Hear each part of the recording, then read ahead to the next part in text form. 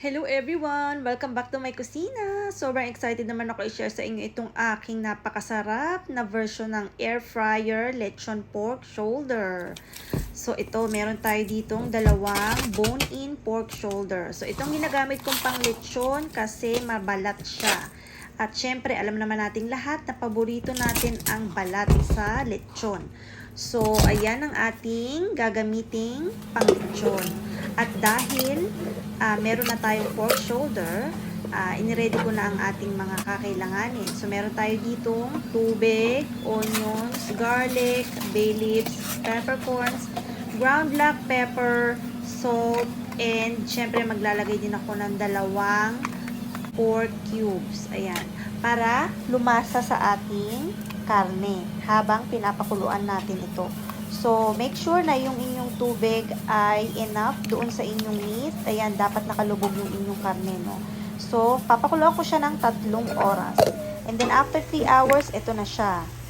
O, diba? Luto na yung ating pork shoulder, pero hindi naman yung sobrang lutong-luto na parang nalalagas na siya sa buto. Yan, ganyan dapat ang kalalabasan ng inyong pinakuluan na pork shoulder.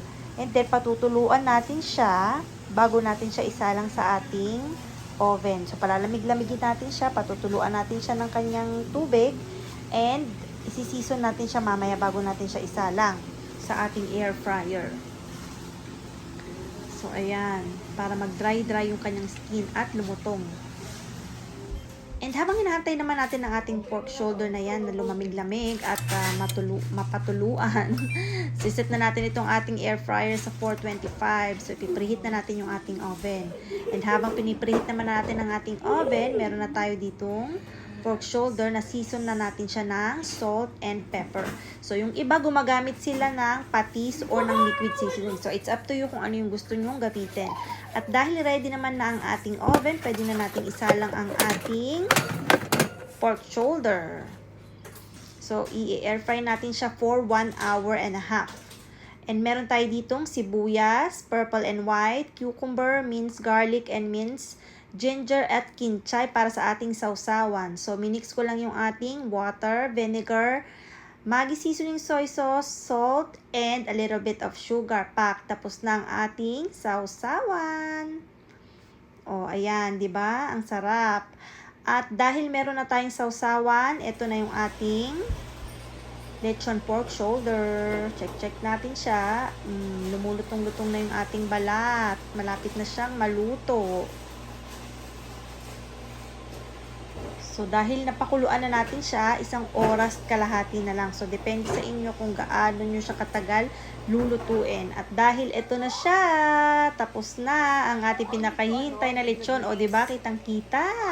Shining, shimmering ang ating balat at talaga namang malutong. So, hinati ko siya sa gitna para makasiguro na talagang luto nga yung loob ng ating karne. O, ayan, naku, lutong talaga ng balat niya. At maganda yung pagkaluto niya, parang nilechon sa uling. Yung manipis yung balat niya, tapos, sobrang lutong.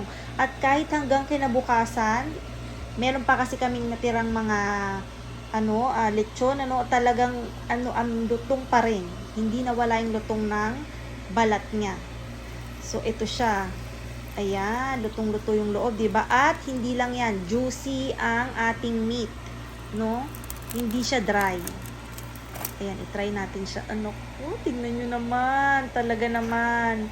Sobrang juicy at sobrang sarap ng balat.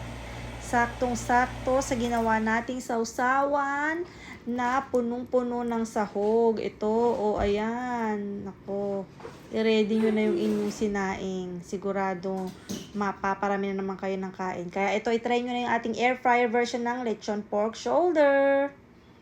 Thank you for watching!